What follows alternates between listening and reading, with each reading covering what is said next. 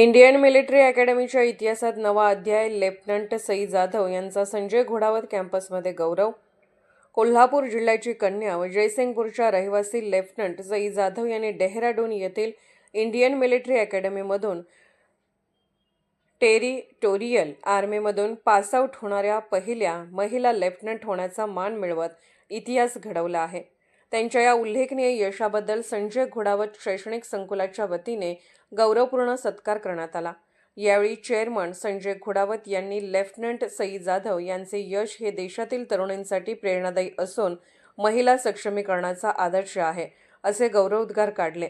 सत्काराला उत्तर देताना लेफ्टनंट सई जाधव म्हणाल्या, माझ्याच गावात हा सन्मान मिळणे अभिमानास्पद आहे. आजच्या विद्यार्थिनींपैकी एखादी जरी आर्मी अधिकारी झाली तर माझा सत्कार सफल ठरेल. या कार्यक्रमात संजय घोडावत, विनायक भोसले, डॉ. विवेक कायंदे, मेजर संदीप जाधव यांच्यासह विद्यार्थी व पालक मोठ्या संख्येने उपस्थित होते.